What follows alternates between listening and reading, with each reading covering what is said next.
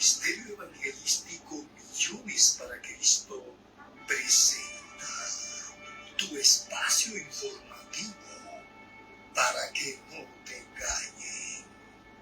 Mensajes, estudios bíblicos, análisis y mucho más con el misionero José Bueno para que no te engañen.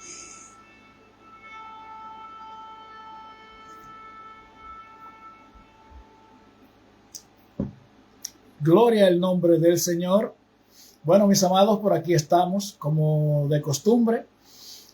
Traemos temas de relevancia todo el tiempo. Nunca vamos a utilizar las redes sociales para jugar, ni para traer temas de jueguito. No hacemos dinero con las redes sociales, no vendemos el evangelio, no estamos con el afán de pidiéndole a usted que le dé like, que lo comparta ni nada de eso. Aquí lo hacemos recordándoles que con una sola alma que escuche la verdad, nosotros con eso nos conformamos. Si a usted le gusta, usted nos puede seguir. Si no, usted busca los que le gusten. Y si quiere compartirlo, si usted entiende que estamos llevando a cabo un buen trabajo, pues entonces usted los comparte. También le queremos decir que vamos a estar subiendo estos contenidos a YouTube con el mismo nombre, y también por Facebook. Estamos transmitiendo ahora mismo también en vivo por Facebook, Millones para Cristo. Gloria a Dios. Entonces, como ustedes ven, vamos a estar hablando bajo el tema de iglesia, o sea, la transición de iglesia a emperadora. La iglesia, ustedes saben que nació cuando Jesucristo, después que resucitó y pasó los últimos 40 días, dándole las últimas instrucciones a los discípulos. Luego se fue y entonces dejó a los apóstoles encargados para que predicaran el evangelio, para que predicaran la gracia del evangelio. Porque recuérdense que el hombre era salvo por la ley, o sea, había una ley, estaba el primer pacto, que era la ley de Dios, que nadie pudo cumplirla, y por eso tuvo que venir el mismo Dios encarnado y la cumplió por completo. Entonces pagó por lo que usted y yo estábamos supuesto a recibir.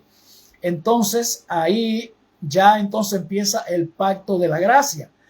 Cuando Jesús se va, deja a Pedro encargado para que dirija el grupo, pero no con ninguna supremacía sobre ellos, no con ninguna autoridad única sobre ellos, sino como un líder, como debe de hacerlo. Como era Jesucristo el líder que presidía, entonces preparó a Pedro y preparó a los otros apóstoles.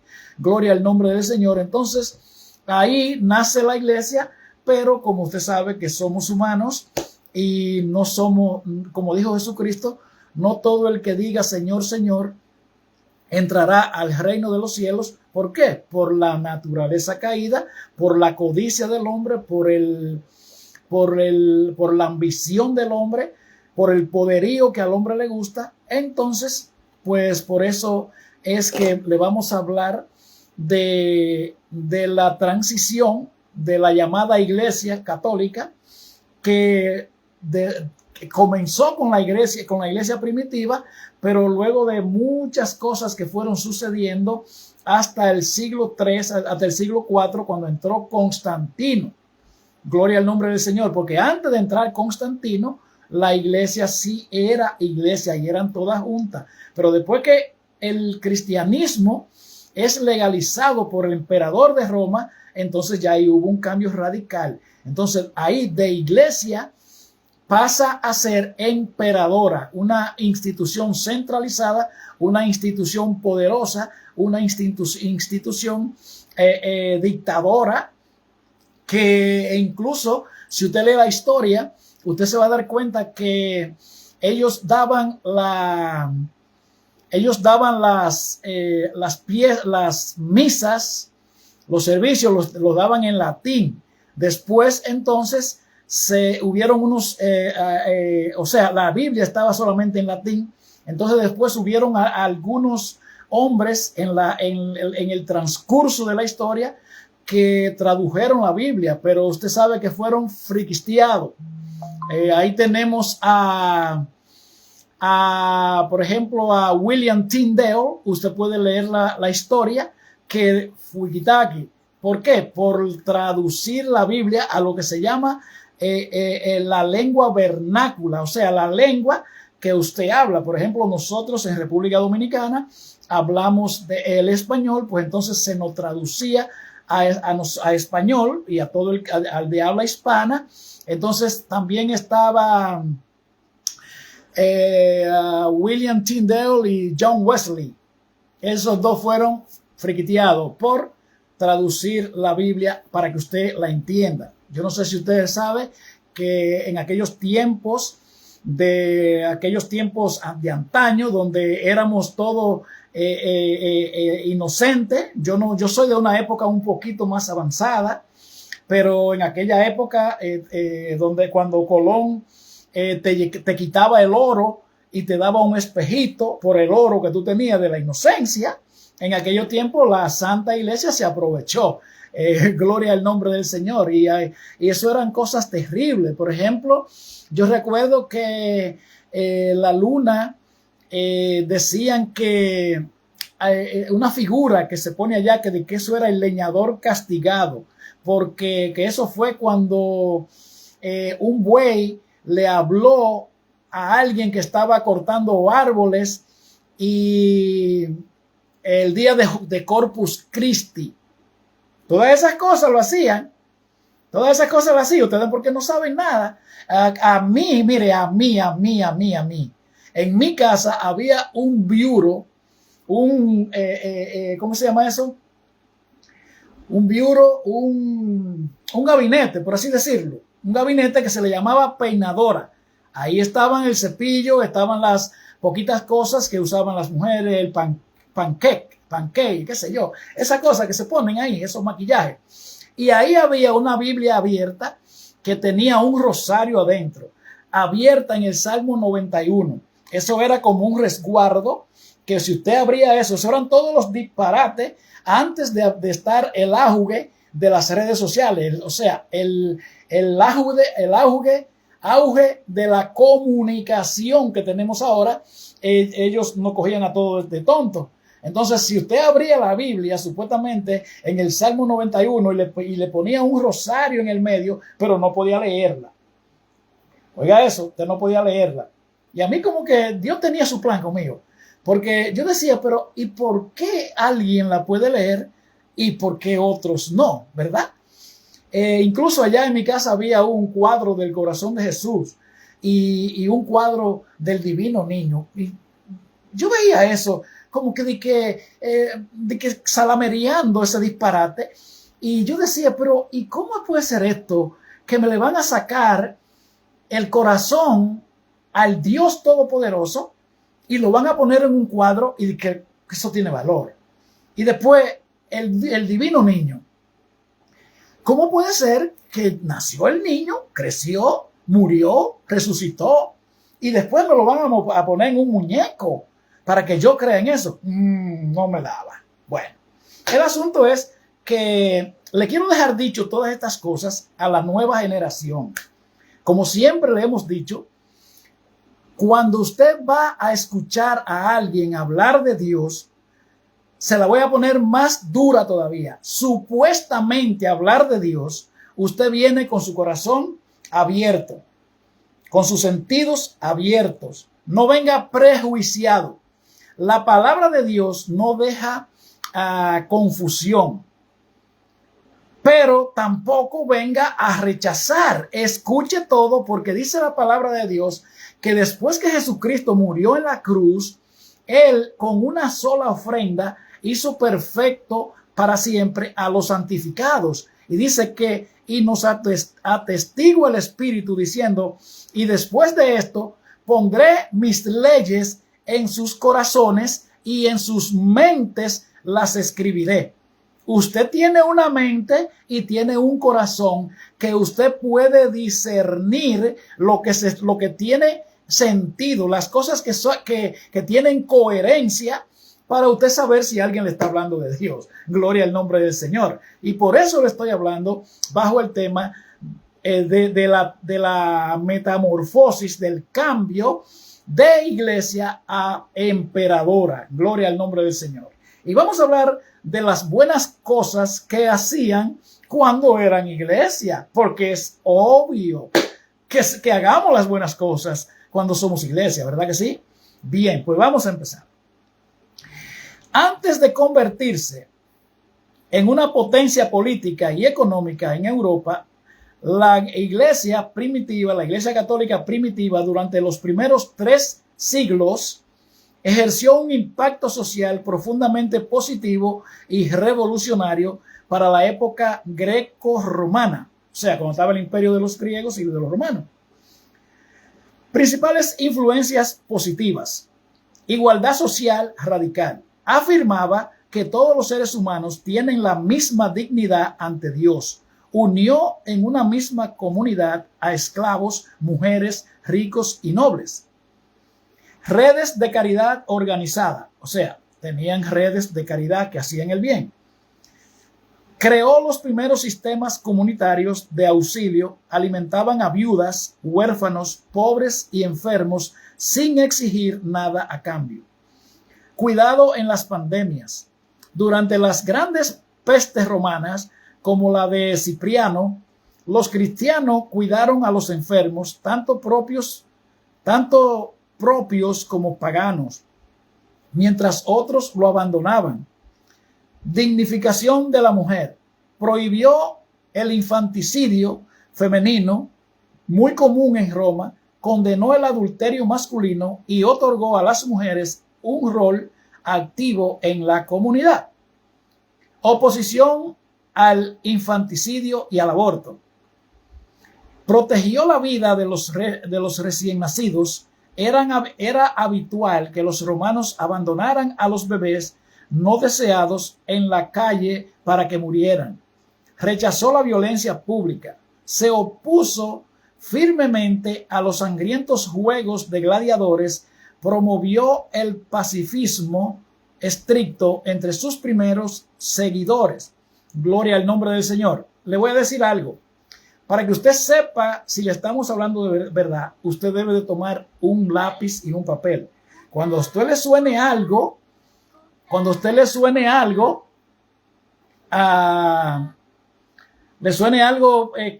que usted se pone curiosa, entonces usted, me perdonan por las interrupciones, yo los voy bloqueando según van entrando molestando. Entonces, ahí ya tengo 2 bloqueados. No estoy aceptando a nadie ahora porque estoy dando un estudio particular, individual. Continúo.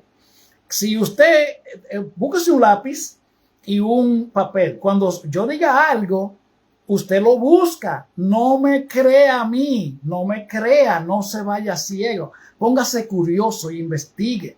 Gloria al nombre del Señor. Entonces, ahora vamos a ver cómo se fue dañando la iglesia para convertirse en una emperadora después de Constantinito. Gloria al nombre del Señor.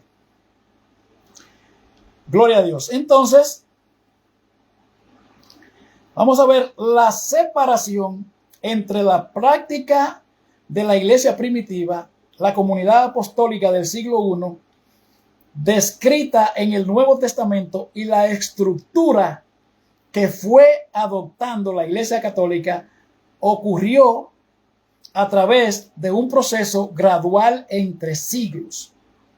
Historiadores y teólogos reformados identifican que este distanciamiento comenzó con la asimilación de costumbres paganas romanas, la centralización del poder y la introducción de dogmas no bíblicos. A continuación se detallan los hechos iniciales con sus fechas clave que marcaron esta separación. Aquí estás hablando para que usted lo entienda, porque yo no puedo venir aquí a desahogarme, a hablarle como un papagayo y que usted desperdicie su tiempo y después usted se vaya sabiendo menos.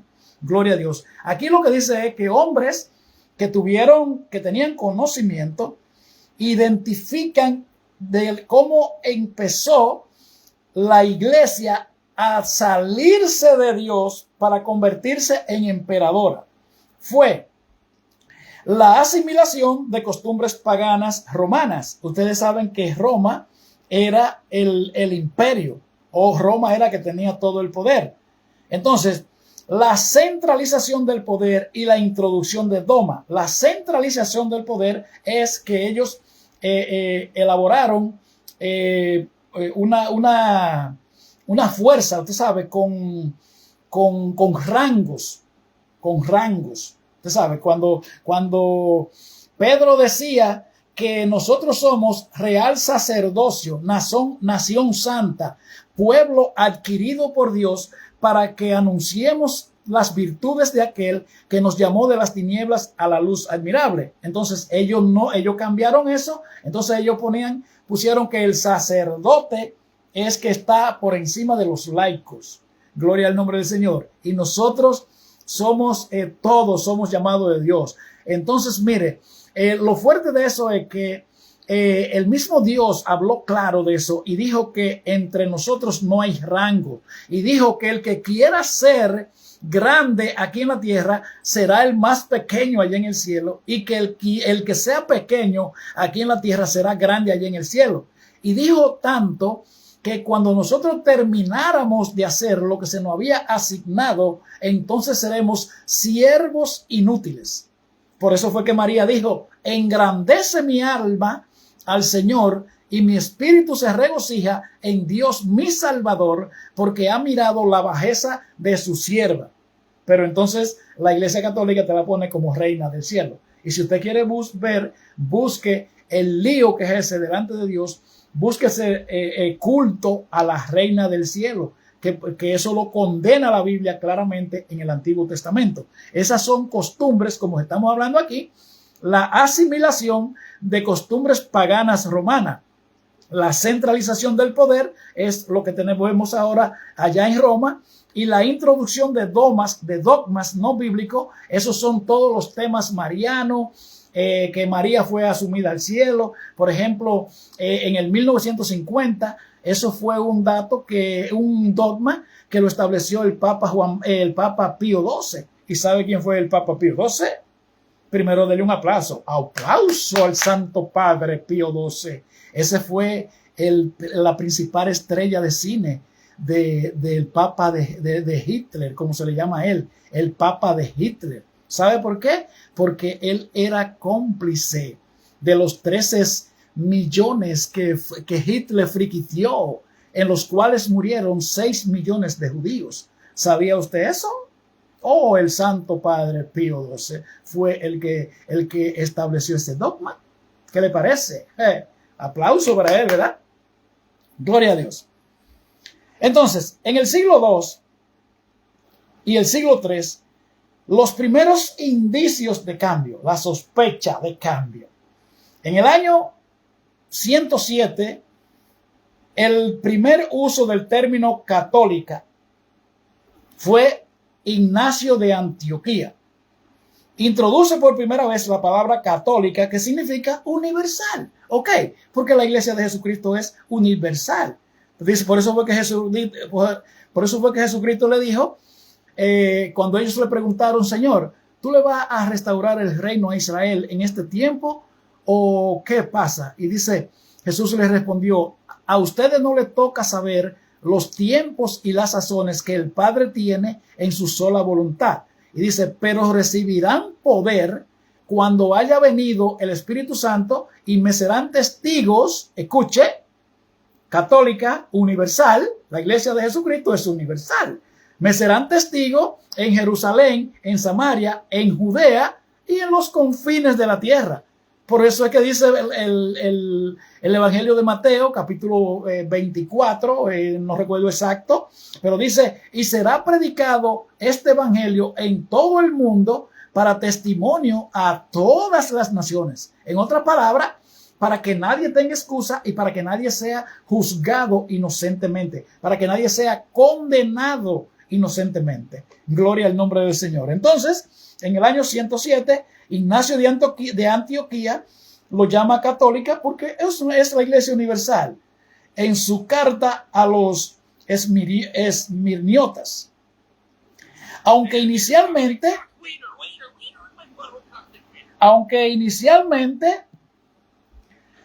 me perdonan que tengo que ir bloqueando lo que quieren interrumpir, gloria a Dios. Aunque inicialmente significaba la unidad de los creyentes, comenzó el giro hacia una estructura jerárquica rígida, con rango, con jerarquía, hasta que llegó el Santo Padre. Gloria al nombre del Señor.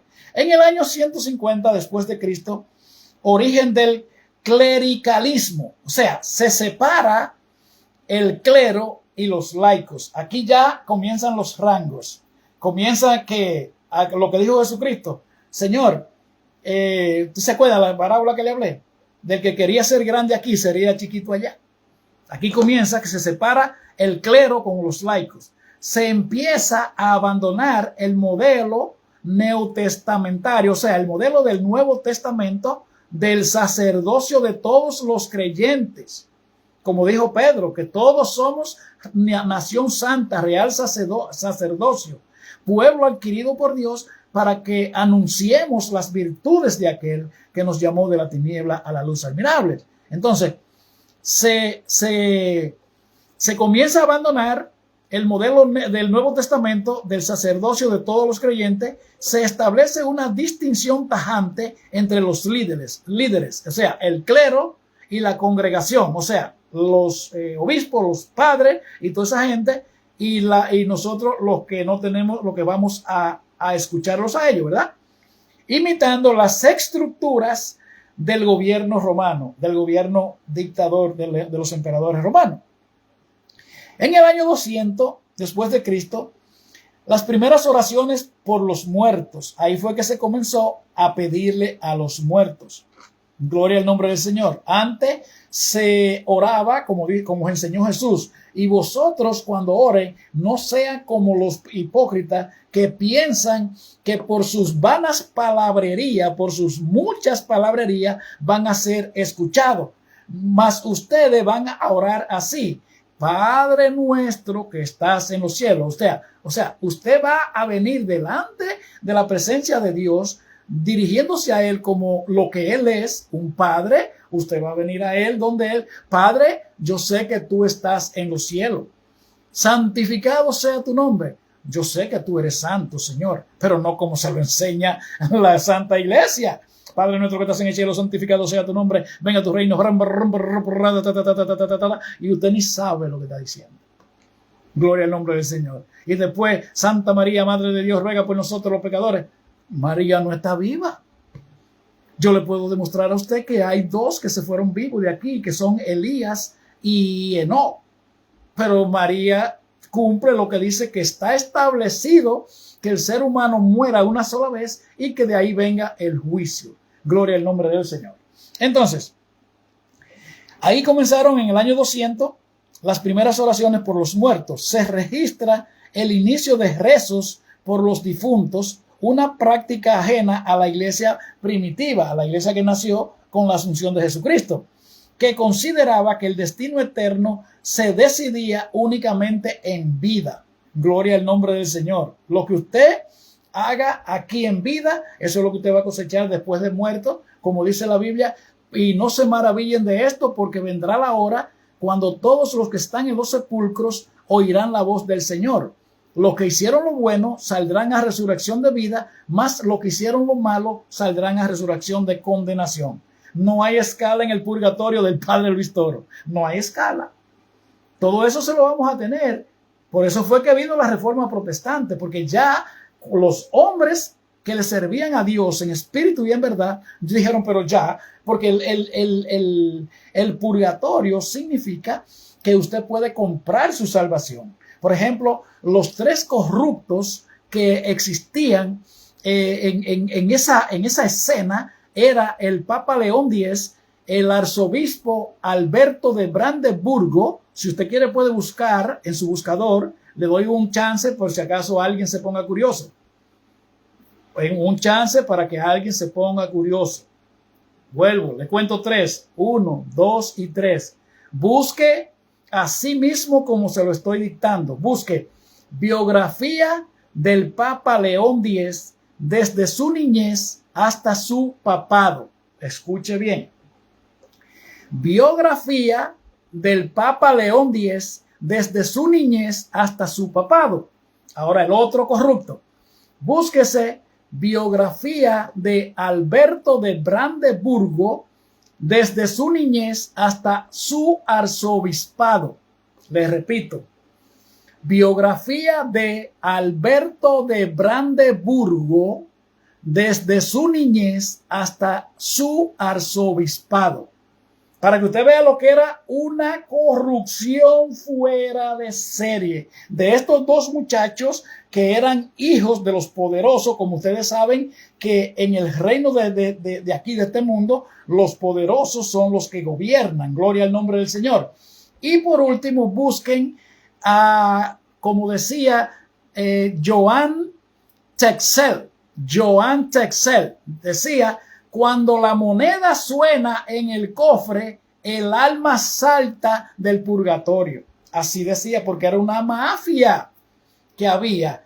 Era una corrupción total que había. Entonces, cuando estos hombres santos que dicen, pero esto es un relajo ya, entonces había que armar una protesta, la reforma protestante. ¿Cuál? Donde lo que dice la Biblia es exactamente lo que debe de ser. Que el hombre es pecador, que el hombre falla, que el hombre no tiene autoridad sobre Dios, que el hombre está establecido, que muera y que después Dios lo va a juzgar. Y esas fueron las cosas que trajeron la reforma protestante. Pero el padre Luis Toro y su comitiva nos llama a nosotros hermanos separados, pero no le dice a usted por qué. No le dice a usted por qué. Dicho sea de paso, yo estoy esperando que el padre Luis Toro debata conmigo, que lo voy a avergonzar. Lo voy a avergonzar. Y si usted quiere, dígaselo. Mire, aquí, esto es público, ¿verdad? Esto es público. Entonces, mire, yo le tengo un premio, vea. No me gusta mencionar dinero, pero mire, vea. De los verdes americanos, vea, le tengo un quintal, oiga, un quintal, para que se ponga curioso. 1000 de los verdes le doy para el que me sienta con el padre Luis Toro, para que me refute las cosas que yo diga como hombre. Gloria al nombre del Señor. Yo no soy de los que andan jugando los jueguitos con ellos ahí en las redes sociales. Usted no me ve a mí con el afán de ese que comparta, que dale like, que envíame esto, que envíame aquello. Yo no estoy en eso. Es con una sola persona. Mire, una sola personita que ande buscando a Dios de todo corazón. Eso es lo que yo busco, porque yo tengo mi cosa segura con el de allá arriba. Yo no ando buscando fama suya. Yo no ando buscando eso. Seguimos. Dice, los años 200, primeras oraciones por los muertos, se registra el inicio de rezos por los difuntos, una práctica ajena a la iglesia primitiva que consideraba que el destino eterno se decidía únicamente mientras usted vivía. Usted siembra lo que usted cosecha. Ahora vamos al bautismo de niño. El bautismo de niño. Eso fue en el año 250 después de Cristo. La Biblia se establece, la Biblia es válida hasta el año 100 o alguito menos, que murió el último de los apóstoles y el libro fue sellado. ¿Por qué? Porque la palabra de Dios es una sola. Usted no puede venir atraer. Cuando usted estudiaba o estudia en la primaria, en la intermedia, en la secundaria, en la universidad, en el colegio, en el master degree o lo que sea, usted no va a llevar no, porque a este libro de historia hay que adicionarle este otro libro de historia, ¿verdad que no? Usted tiene que comerse el que hay. Pues entonces, la palabra de Dios, usted se la va a comer con lo que hay. Toda escritura es inspirada por Dios y útil para redarguir, para corregir, para instruir en justicia, para que el hombre de Dios sea enteramente preparado para buena obra. Es la palabra de Dios. El hombre no tiene capacidad para dar consejo, porque dice la Biblia que el que esté libre de pecado, que tire la primera piedra. Y por eso fue que tuvo que venir Jesucristo el Señor a morir, porque usted y yo somos imperfectos y no podemos cumplir la ley de Dios. Gloria al nombre del Señor. Y le voy a dar otro versículo bíblico. Dice la Biblia en el Salmo 119, 105, dice: lámpara es a mis pies tu palabra y lumbrera a mi camino. Mire, lámpara. En aquellos años bíblicos había una lámpara que nada más alumbraba par de pulgadas. Por eso que dice, lámpara es a mis pies. Entonces, cuando usted iba a levantar el pie, usted le empujaba jalaba la mano y usted sabía dónde iba a pisar. Pero mire cómo sigue el texto. Dice, lumbrera a mi camino. La palabra de Dios te prohíbe, te libra de que tú tropieces, pero te limpia el camino de tu vida para que el pecado que tú cometes hoy, tú no tengas que cosechar las consecuencias en el futuro. Por eso te lo repito, para que te enamores de él. Lámpara es a mis pies tu palabra y lumbrera a mi camino. Te evita el error, el pecado de hoy, el actual. Y entonces en el transcurso de tu vida tú no vas a cosechar esas desgraciadas consecuencias que te trae el pecado. Gloria al nombre del Señor. Entonces, ahí está. Ya vamos a entrar al bautismo de niños. El bautismo de niños, 250 años después que se cerró la Biblia. Entonces, mire. No, 150 años, porque la Biblia es válida hasta el año 100, entonces esto fue año 250 después de Cristo. El bautismo de infantes como doctrina, Cipriano de Cartago, o Cartago, qué sé yo cómo se lee eso, y otros líderes comienzan a promover el bautismo de bebés en la iglesia original. El bautismo de bebés. En la iglesia original, el bautismo era exclusivo para adultos que mostraban arrepentimiento previo de sus pecados. Por eso fue que Jesucristo dijo, vayan por todo el mundo y prediquen el evangelio. El que creyera y fuere bautizado será salvo, mas el que no crea será condenado. Y estas señales, ya no tengo que seguir por ahí, ¿verdad que no? Entonces, ¿en qué creen los niños? Si los niños ni saben que lo han bautizado. Y te voy a poner el punto a la I. Los versículos bíblicos que aluden directamente al bautismo señalan lo mismo, porque en la Biblia no hay confusión. Lo que pasa es que la Iglesia Católica ha cambiado la Biblia por el catecismo elaborado por los hombres. Entonces, mira, Jesucristo dijo, te aseguro que si no nace de nuevo, no puede ver el reino de los cielos. Nacer de nuevo. Entonces, ahí le completa el texto cuando Nicodemo le dice, ¿y cómo que yo voy a nacer de nuevo? Él le dice, ¿me voy a entrar en el vientre de mi madre otra vez? Ahí se puso medio, dijo, pues está loco. Entonces él le dice, no, el que no nace del agua y del espíritu. Te lo doy. Aquí está hablando de una muerte, de un nacimiento simbólico. El nacer es venir a la vida, ¿verdad? Cuando tú naces, tú apareces del vientre de tu madre. Entonces, escucha bien. El que no nace del agua y del espíritu no puede ver el reino de los cielos. Entonces, cuando tú te sumerges en el agua, como lo hizo Jesucristo, estudia la Biblia. Jesucristo llega donde Juan, que está bautizando en el desierto de Judea, y Jesús llega para que Juan el Bautista lo bautice a él, porque Dios le había dado una señal a Juan el Bautista, que cuando él viera que el Espíritu Santo descendía sobre esa persona en forma de paloma, ese era Jesús el que iba a perdonar los pecados del mundo. Entonces, viene Jesús, Juan no quiere bautizarlo, y Juan le dijo no, Jesús le dijo no, tiene que bautizarme porque se tiene que cumplir toda la justicia. Recuerde que Jesús vino porque el hombre no pudo cumplir la ley.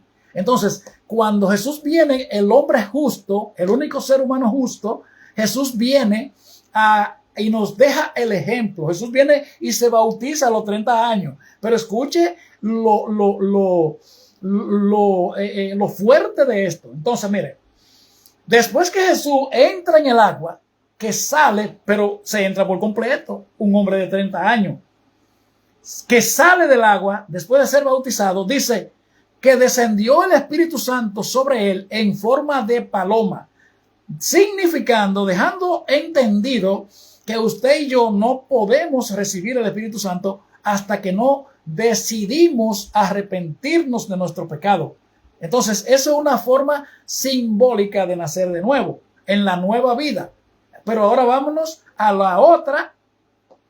otro versículo bíblico que alude directamente al bautismo. Romanos capítulo 6, versículo 4. Dice, porque en el versículo 1 comienza diciendo, andaba buscando una Biblia, creía que tenía una aquí, pero se lo voy a decir de memoria. En el versículo 1 de Romanos capítulo 6 dice, ¿qué pues diremos? ¿Vamos a seguir pecando para que la gracia abunde? O sea, en otra palabra, como Dios tiene misericordia, ¿vamos a seguir cometiendo pecado, practicando el pecado? Y el mismo apóstol se responde y dice, de ninguna manera, porque los que hemos muertos al pecado, ¿cómo pues viviremos en él? O sea, cuando tú mueres, ya te entierran y te va, ¿verdad? Entonces ya lo que tú hacías en vida ya no lo hiciste porque está muerto. Entonces mira cómo dice el versículo clave. Dice, porque somos sepultados juntamente con él para muerte. Sepultados. Cuando alguien se muere, no le entierran las puntitas de los pies, ni la puntita de la cabeza, ni la coronita de la cabeza. ¿Verdad que no? Lo entierran de arriba abajo. Sigo con el texto. Porque somos sepultados juntamente con él para muerte, para que así como Jesucristo resucitó de entre los muertos por la gloria del Padre, así también nosotros andemos en una nueva vida. ¿Entiende? Sepultados. Entonces, esta sepultura es simbólica. Por eso es que dice, el que crea, vayan por todo el mundo y prediquen el evangelio. El que crea y se bautice será salvo. Entonces, esta sepultura es simbólica de alguien que dice, Señor, yo estoy cansado de pecar, ya no quiero seguir faltándote. Entonces, usted y yo pecamos con los ojos, que miramos lo que no debemos, con los oídos, que escuchamos lo que no debemos, con la boca, que hablamos lo que no debemos, con las manos tocamos lo que no debemos y con los pies entramos en lugares que no debemos. Entonces, sepultamos el cuerpo pecaminoso simbólicamente en el agua, sepultado enterito.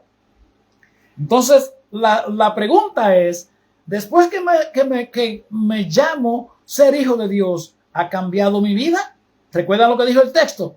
Porque somos sepultados juntamente con él para muerte, para que así como Jesucristo resucitó de entre los muertos, así también nosotros andemos en una nueva vida. Jesús muere por nuestros pecados, Jesús es sepultado, Jesús resucita y se va para su casa que es el cielo. Entonces, el tiempo al cual usted y yo le llamamos vida, lo que Dios nos da a nosotros en esta tierra, es la oportunidad que Él nos da a nosotros para que nosotros decidamos dónde la vamos a pasar la eternidad. Gloria al nombre del Señor. Así es que queda refutado. Recuérdense que quiero debatir con el Padre Luis Toro y tengo un premio grande. Grande. Esto es público. Si yo le quedo mal, ustedes dicen, usted no tiene palabra. Sí, porque yo no sé cómo, yo no entiendo por qué el Padre Luis Toro debate con todo el mundo y entonces conmigo no quiere debatir. ¿Qué le parece? Bien, entonces,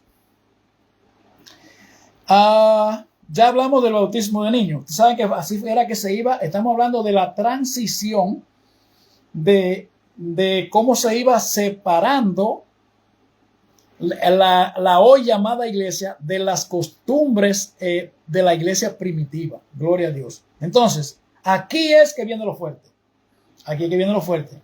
Aquí comienza Constantino, el emperador de Roma. En el año 313, en el edicto de Milán y la secularización, el emperador Constantino legaliza el cristianismo.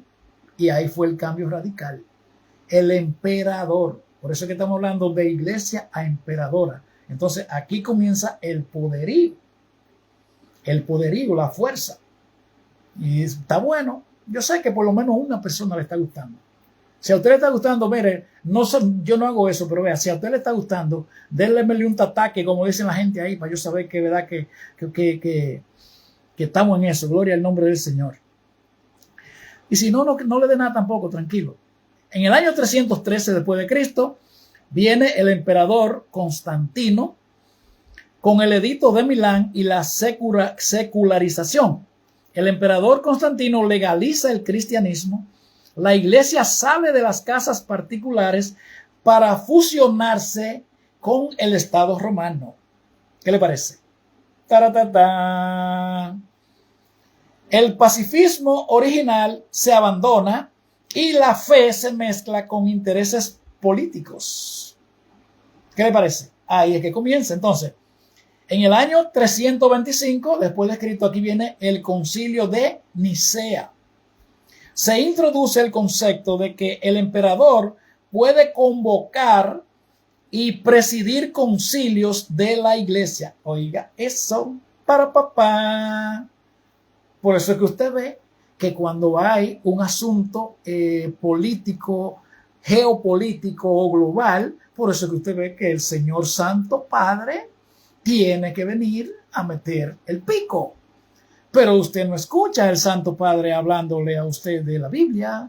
Usted no escucha al Santo Padre diciéndole a usted que hay que arrepentirse, que hay que convertirse, que hay que buscar de Dios, que hay que parar de practicar el pecado, que es una aberración ante Dios tener relaciones sexuales antes de casarse, que es una aberración ante Dios ser idólatra, ser mentiroso, que usted no debe odiar a su amigo, a su hermano, a su prójimo, a su semejante. Por eso es que usted no escucha. ¿Qué le parece? Vamos a seguir entonces. Gloria al nombre del Señor. Entonces, repito, en el concilio de Nicea se introduce el concepto de que el emperador puede convocar y presidir concilios de la iglesia, el gobierno. ¿Qué le parece? El dogma teológico comienza a imponerse bajo amenaza de exilio o castigo estatal usando la fuerza del imperio.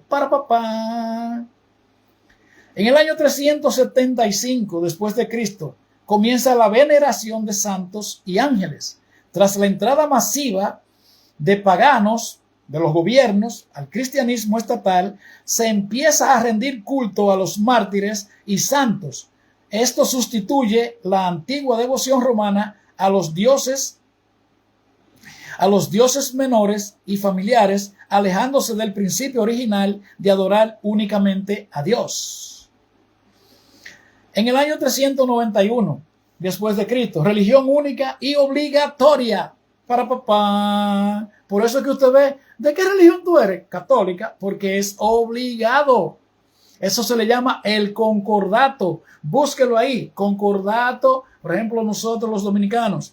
Concordato de la Iglesia Católica con República Dominicana. Usted se va a dar cuenta que ese concordato fue firmado por el dictador Rafael Leónidas Trujillo el 16 de junio de 1954. Ese es un documento elaborado unilateralmente en el Vaticano por lo que dicta que el arzobispo metropolitano está por encima de los gobiernos. ¿Qué le parece? Búsquese ahí búsquese en Google de Nuria Pierra. Ella se llama Nuria Pierra. Búsquese una fe financiada para que usted se entere de cosas recientemente, fresquecita. Encima de la mesa calientita está eso. Les repito, Nuria Pierra, una fe financiada en YouTube, para que usted vea la fiesta que hacen con nuestro dinero de los ciudadanos en todos los países que le ha sido firmado el concordato. Gloria a Dios. Entonces, en el año 391, la religión única y obligatoria, el emperador Teodosio declara al cristianismo católico como la única religión oficial del imperio. La iglesia primitiva, que crecía por convicción, o sea, por creer en Jesucristo, por convicción y fe, ahora se expande mediante decretos imperiales y persecución a los cristianos. ¿Qué le parece? Siglo V. La consolidación del papado y los dogmas marianos. Aquí está. Año 431 después de Cristo se realiza el concilio de Éfeso e inicio del culto a María. Oiga, 431 años después de eso. Se proclama oficialmente María como Theotokos, o sea, Madre de Dios. A partir de aquí, la devoción a María intensifica exponencialmente, adoptando títulos y atributos que la iglesia del primer siglo nunca le adjudicó. La iglesia primitiva antes de ser la iglesia imperial. En el año 440 después de Cristo, el Papa León I y el nacimiento formal del Papa. El obispo León I de Roma reclama la supremacía jurídica universal sobre todas las demás iglesias del mundo, basándose en la sucesión de Pedro.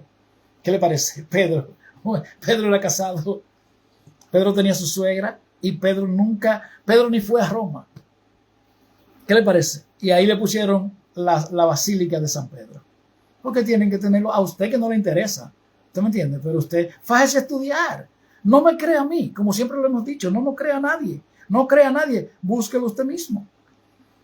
En el siglo IV, entonces vamos a seguir donde íbamos, que María declarada Madre de Dios. A partir de aquí, María se le comienzan a dar títulos. Pero ese concilio fue llevado a cabo para resaltar que María había dado a luz a un hombre, pero que ese hombre era Dios y era hombre, pero no para que usted idolatrara a María. Entonces, en el catecismo dice que los sacerdotes están supuestos a enseñarte esas cosas, pero ¿y por qué no lo hacen?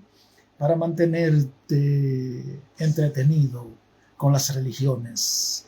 Si supieras que los religiosos fueron los que mataron a Jesús, y las primeras palabras que Jesús dijo cuando entró en escena, dijo: arrepentíos porque el reino de los cielos se ha acercado. Y para algo acercarse es porque estaba lejos. Este mundo estaba gobernado, diseñado por el príncipe que se llama Satanás, pero entonces ya Jesús viene a tomar el control, muere, paga por nuestros pecados. Entonces por eso es que él dice que el reino de los cielos se ha acercado, pero dice arrepentíos. Y si usted busca el significado, el origen, la etimología de la palabra bautismo, eso quiere decir como que si usted hiciera un giro en un cambio de dirección, un cambio de mentalidad. Gloria al nombre del Señor. Seguimos. íbamos por el año 440, ¿verdad? León I, nacimiento de forma formal del Papa.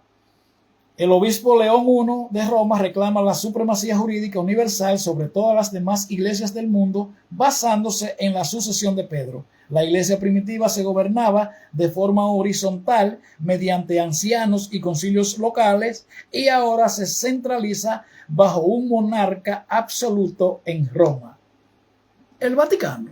¿Qué le parece? Gloria a Dios. Entonces, ahora vamos a entrar en materia. Aquí es que lo quiero llevar. Gloria a Dios.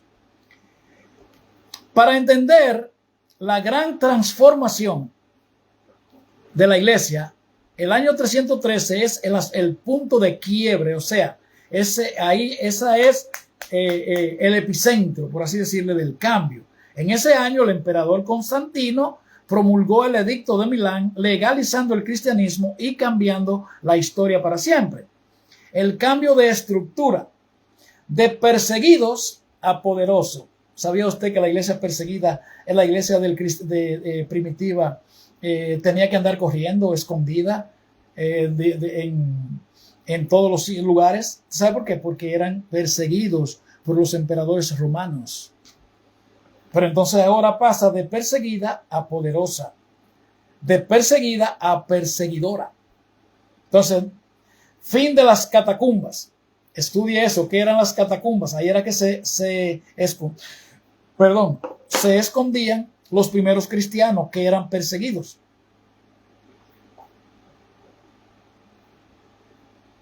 Perdón, una agüita no cae mal porque estamos quemando gasolina aquí. Ok. Fin de las catacumbas. Los cristianos pasaron de esconderse en casas particulares a celebrar el culto en grandes basílicas públicas financiadas por el Estado. ¿Qué le parece?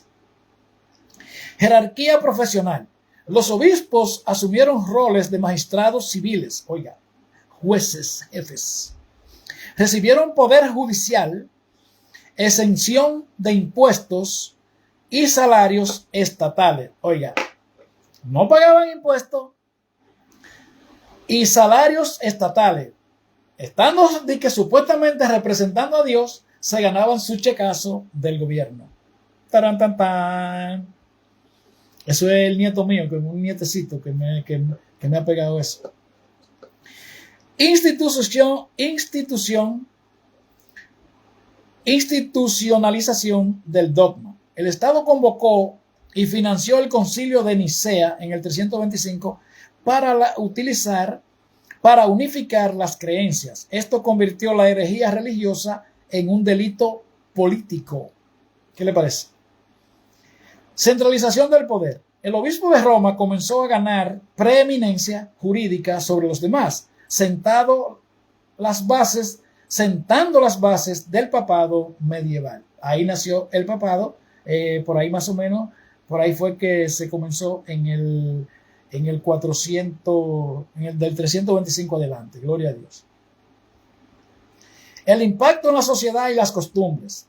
Leyes más humanas. Se prohibió la crucifixión. Ustedes saben que Jesús fue crucificado. Las marcas con fuego en el rostro de los esclavos y las luchas de gladiadores. Eso eran costumbres de los criminales romanos. Protección a la familia. El matrimonio se volvió mucho más difícil de disolver legalmente. Se penalizó severamente el rapto de mujeres y el infanticidio. Evolución de la caridad. Los hospitales y los hospicios nacieron como instituciones formales permanentes financiadas por el tesoro imperial y gestionadas por la iglesia. Sabe que hay que disfrazarse, pero por lo menos algo era algo, ¿verdad que sí? Pérdida del pacifismo. Al convertirse en la religión del imperio, la iglesia abandonó el pacifismo, o sea, ya no era pacífica. El pacifismo estricto primitivo y desarrolló la doctrina de la guerra justa. Usted sabe que hay que hablar bonito. No, eso es una guerra justa. ¿Para qué? Para defender las fronteras del Estado. Gloria al nombre del Señor.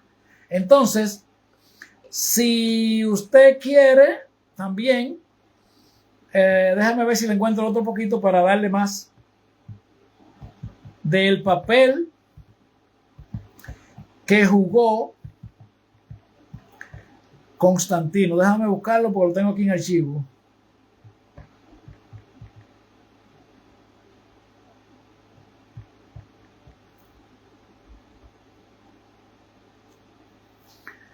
Gloria al nombre del Señor. Déjame buscarlo. Y yes, aquí estamos. Gloria a Dios. Vamos a ver. Vamos a entrar en materia entonces.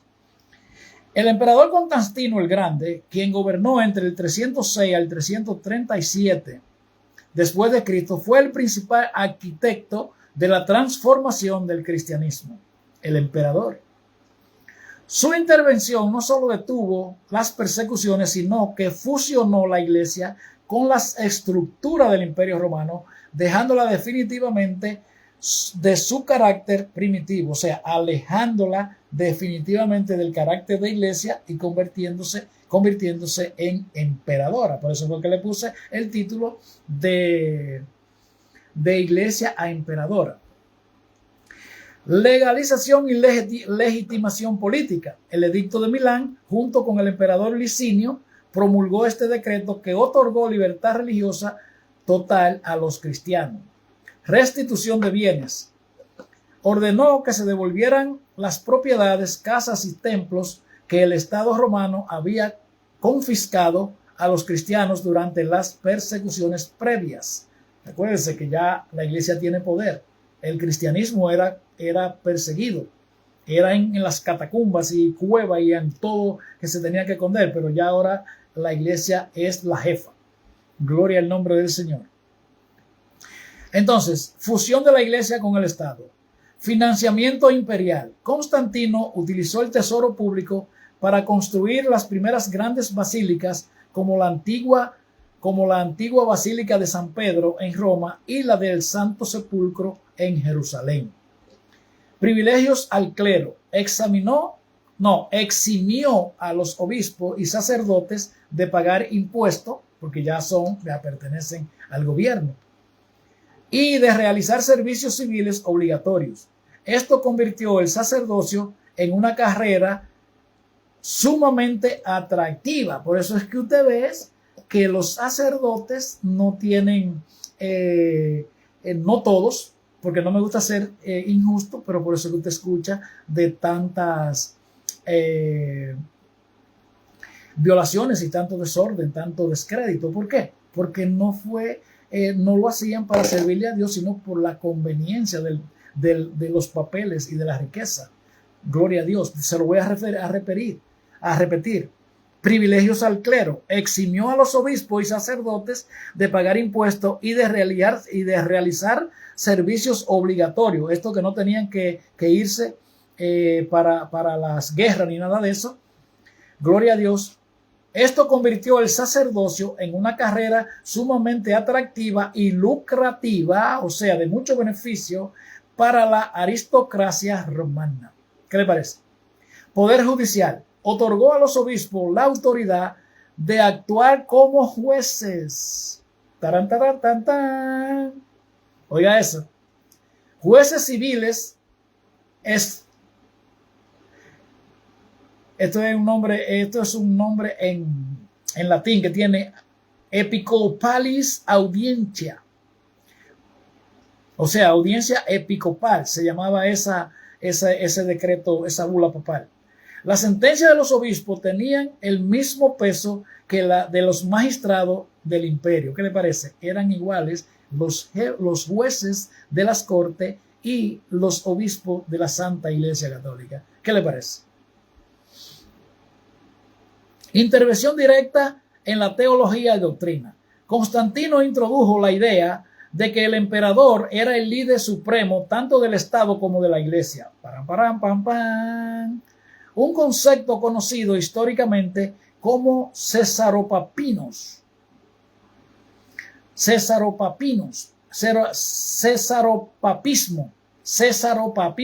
Eso viene de esa gente de que eran el César y el Papa. Entonces ahí se conjugaban las dos autoridades.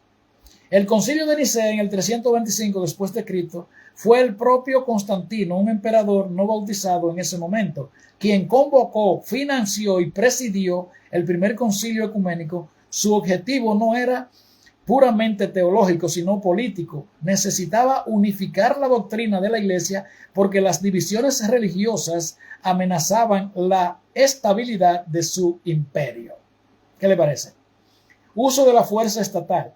Bajo su mandato, el Estado romano comenzó a castigar con el exilio y la confiscación de bienes a los obispos considerados herejes, como Arrio, sentando el precedente de usar el poder civil para imponer dogmas religiosos. Ya usted sabe, dictadores. Asimilación cultural y litúrgica, o sea, la romanización. Para hacer el cristianismo aceptable para la mayoría pagana del imperio, Constantino facilitó la adopción de símbolos y estructura de la religión civil romana. El Día del Sol, 321 después de Cristo. Constantino decretó que el Día del Sol invicto, el domingo, fuera el día oficial de descanso en todo el imperio, unificando el día de adoración cristiana con una festividad solar pagana. ¿Qué le parece? Estudie eso, se lo voy a repetir. El Día del Sol, eso era un dios que tenían. Entonces ahí se hacen los cambios paganos y se entran en la iglesia. Gloria al nombre del Señor. Entonces, vamos a seguir. Pompa imperial. Los obispos comenzaron a vestir las ropas lujosas de los magistrados romanos, origen de las vestiduras litúrgicas actuales, y adoptar títulos del gobierno imperial. Constantino nunca convirtió al cristianismo en la religión oficial. Eso lo hizo Teodosio en el 380, pero creó todas las condiciones para que la iglesia pasara de ser una comunidad marginal y perseguida a convertirse en la institución más poderosa de Occidente. Gloria al nombre del Señor. Lo voy a dejar hasta aquí porque no quiero sofocarlo, no quiero aburrirlo. Como siempre le decimos, si a usted le gustan estos contenidos, pues sígame, porque Dios nos llamó a nosotros usted puede escuchar nuestra cuña al inicio de cada programación, y es para que no lo engañen. Gloria al nombre del Señor. Así es que aquí los dejo. Le agradezco a los que me apoyan, le agradezco a los que me persiguen y me maltratan, porque ustedes son los que me inspiran a seguir peleando esta batalla que se terminará el día que Dios nos levante y nos lleve de este mundo. Así que Dios le bendiga, Dios le guarde y manténgase al día, porque venimos con mucho más en la próxima. Shalom.